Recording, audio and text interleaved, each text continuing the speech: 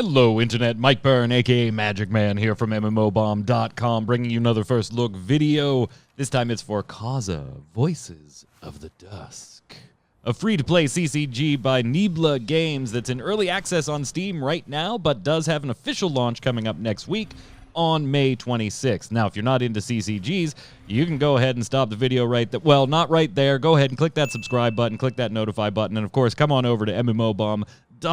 Check out all the articles, giveaways, free-to-play casts, and so much more that we have available there, and then go ahead and stop the video. But if you're like me and you do enjoy a good CCG, then Causa might just be what you're looking for. It's got a little bit of a different flavor to it when compared to things like Hearthstone and Magic the Gathering and other TCGs and CCGs, whether they be physical or digital storefronts. A little bit of a different play mechanic as far as how you pay for things. And we're going to go through all of that here in about 10 or 15 minutes on this first look video. Now, I'm not going to give you the entire rule bank, but I do want to give you an overview of the game. And keep in mind, some things are going to change when it actually launches on May 26th, about a week from now. Right now on Steam, there are a number of different DLC Founders Packs available, so you can shell out a little scratch if you want to support the development of the game and pick up some freebies and some extra packs along the way.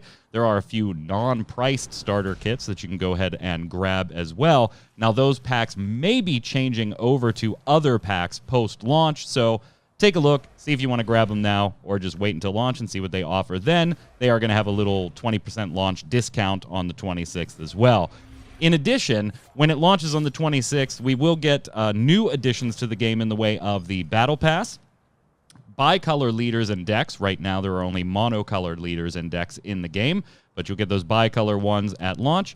Power card packs, 6 new faction leaders, and 50 new cards to kind of round out the starting set of 350 cards. So those types of things will be missing from this first look video, but you'll definitely see them on May 26th at launch.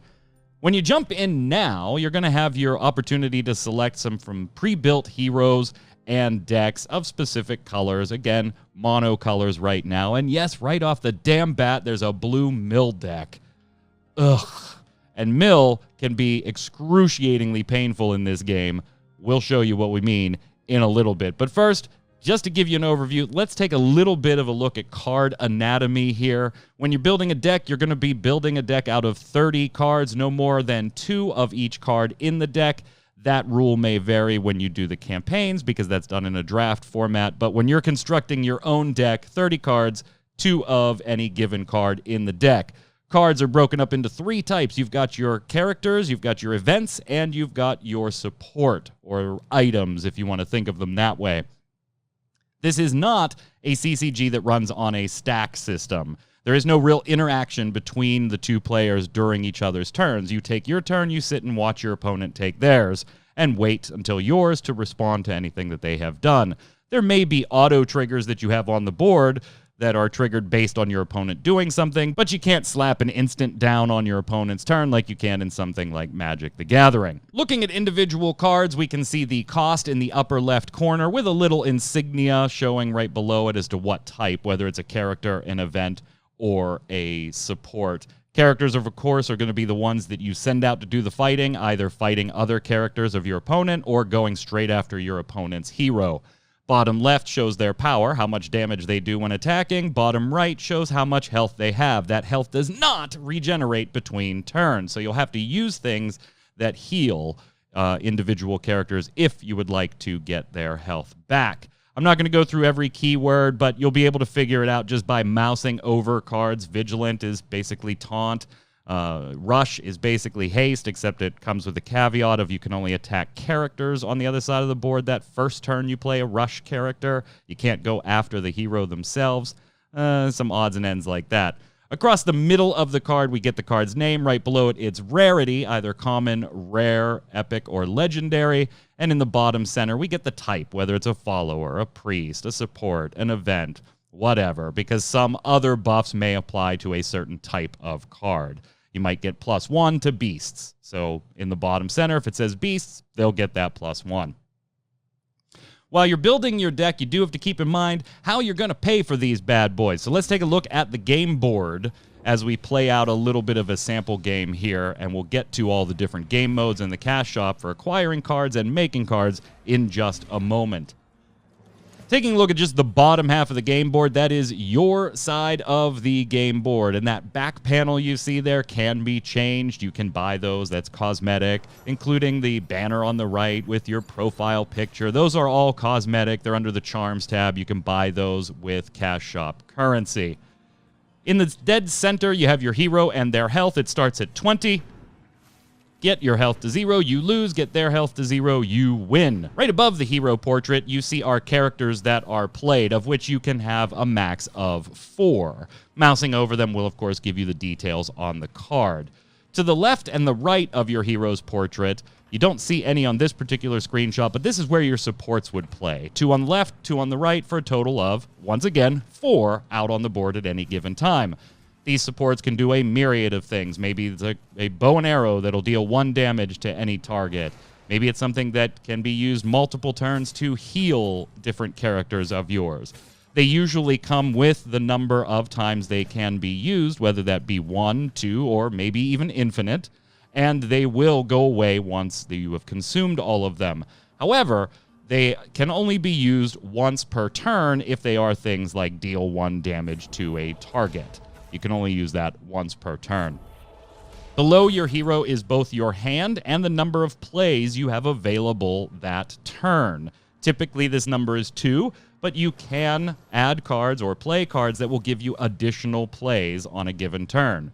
When it's your turn, you will draw to get back up to 4 cards. So if you're at 3 cards, you'll draw 1. If you're at 0 cards, you will draw 4. Pay attention to this. This hurts later, particularly if you're going up against a mill deck. To the left of that, you see our face-down draw pile, and the number at the top shows the number of cards left in it. Clicking the arrow to the left of that draw pile will show you your discard pile, where creatures that have died go or spent events go, things like that. On the right-hand side of your hand, you see another face-down card pile with a single number above it. This is your cause and is the primary payment method for how you get things out in this game. Don't think of them like gems in Hearthstone or anything like that. Just think of this as the limit or the cap on the cost of things that you can play. The way it works is each turn you can dedicate 1 card from your hand to the cause pile. So you'll start at 0, and on turn 1, you'll put a card in there and you'll have 1 cause. That means you now can play any card in your hand that costs 1 or less. As you get further in the game, you'll be dedicating more and more cards, 1 per turn. Your cause number will go up, and you'll be able to play more and more expensive cards. What dictates how many cards you can actually play isn't this number, it's that 0 out of 2, 1 out of 2 that is right dead center in the bottom of the screen by your hand. So if I have 1 cause, and I have 2 cards in my hand that each cost 1, and I have 2 plays this turn, I can run both of those cards out, because I had 2 plays, and they both cost 1 or less. Finally, to the right of that cause pile, you'll see numbers with locks on them. Now, these vary by hero, not just the abilities behind them, but also the numbers that will pop these abilities. For instance, once I get my cause to 2, I can unlock this first ability, which may be one of 2 different things depending on my hero. It could summon a different character, or I have the choice to do 3 damage to something, and I get that ability, that 50-50 decision, once on the turn that I unlock the 2, the 4, the 6. Now, the decisions behind each number are different and generally get more powerful as the game goes on, and again, vary by hero, so you may need to mouse over your opponents if they're playing a hero you're not familiar with. Going down in cause or up in cause does not trigger these a second time. You can go down in cause because you can actually play those cards you're discarding. So if you get that cost 6 in your hand right at the beginning, which is totally useless, you throw it in the cause pile, get cause 1, start playing your game, and then maybe late game, you want to play from your cause pile instead of from your hand. You do have the option to do that as long as you have remaining cause equal to, greater than, the number of the cost of the card you want to play. One last caveat with the cause pile. is that you can actually take characters off the board and dedicate them to the cause pile instead of cards from your hand. And this is kind of a nifty way of socking away certain things. Let's say you have a 5/2 creature out on the board, and it takes damage, now it's at 5/1, and it's your turn. You really don't want to get it nuked. You could pull it off the board, put it in your cause pile. That would be your dedication for the turn. And then maybe later, go to your cause pile and play from there instead of your hand to bring it back out at full health. So you can rinse and recycle things like that too.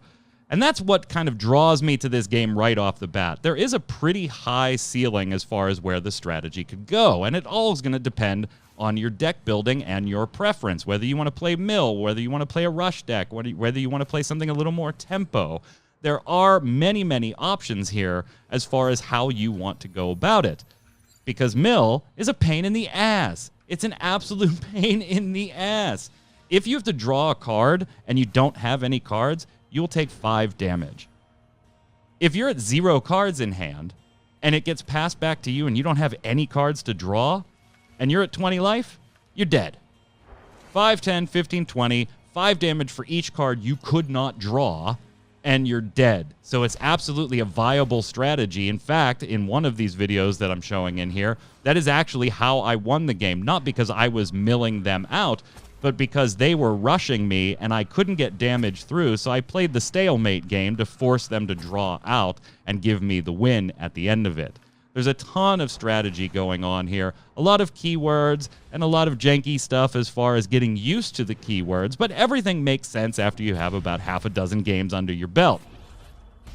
Hopping back to the menu specifically to look at the cash shop first, you'll see 3 different currencies. Gold, which is exclusively acquired in-game, and then soul embers used for crafting of cards that you may want to make, and the gems that are used for the actual cash shop purchases. Both of those last 2 are available to be bought in the cash shop if you want to just shell out cash for these currencies rather than earn them in-game, but you can earn all of them in-game if you like.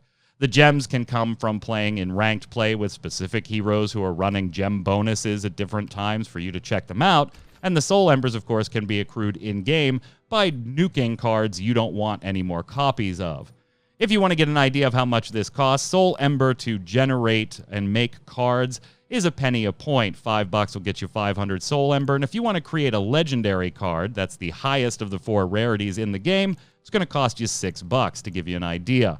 The gems, on the other hand, are used for your cosmetic items, your card backs, your heroes, your charms as far as your banner or your profile picture, the background that you're playing on. Now, many of those, particularly heroes and packs, can be purchased with in-game gold as well, so you do have the option to just play for those. But if you want to just buy some packs or buy a different back for your cards, you can absolutely do that in the cash shop if you so desire.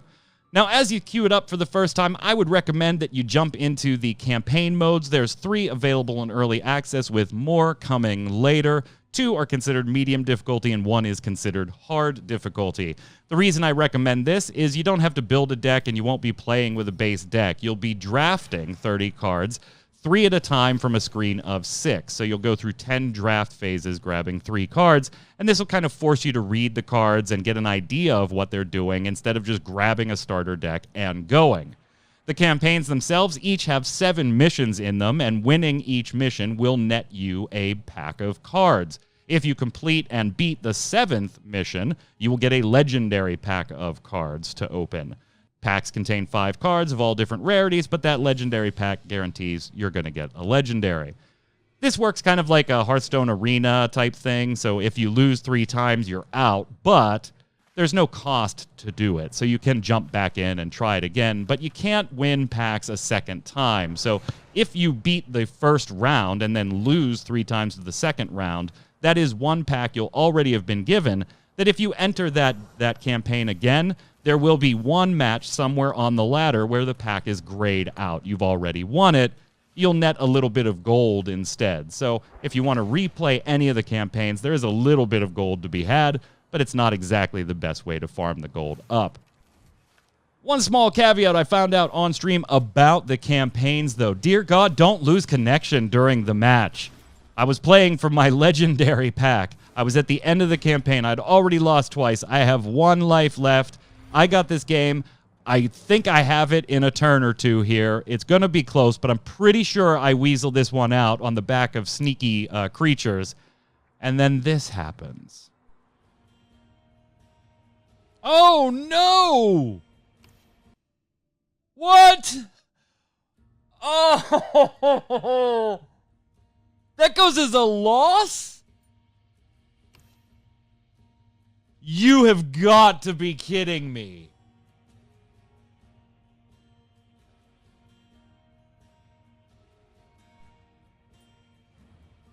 Yeah, needless to say, I was a little miffed. So avoid a disconnect if you can. As far as the other play modes go, it is obviously a card game, so there's going to be a heavy focus on PvP. You can play against the AI if you want to test out decks or just run something that you've built and see if it actually functions.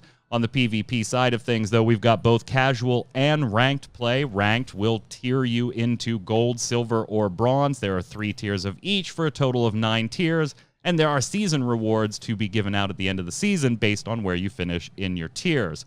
There's also the ability to queue up for custom games if you just want to shoot the shit with your friends and throw some cards around or host your own little tournament. All in all, I've got to say, I am actually really enjoying Causa quite a bit. It's just unique enough as far as the resource and payment and the hero abilities that it does have a little bit of a different flavor, but obviously does feel very familiar in a game space crowded with a lot of CCGs. You can tell the devs have put a lot of heart and soul into this, but we're going to have to wait and see if balancing holds through. I think mill is going to be a huge problem. 5 damage for each card is pretty crippling if you can catch somebody at the right time, but maybe there are effective counters to it, and I'm just not experienced enough in the game yet. You can gather from your discard, so if you know you're going up against a mill deck, you probably want to have quite a bit of gather in your own deck as well.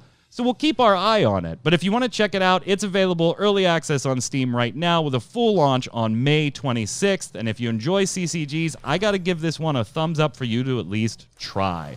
It's unique enough that you might like it, but it's familiar enough that you won't have a hard time jumping right in and getting straight to the things that make it unique enough for you to make a decision on if you want to stay around for a while. This has been Mike Byrne. Make sure that you hit that subscribe button. And, of course, come on over to MMOBomb.com, hang out with us, or hit us up live on twitch.tv/MMOBomb. Until next time, stay safe. We'll see you on the servers.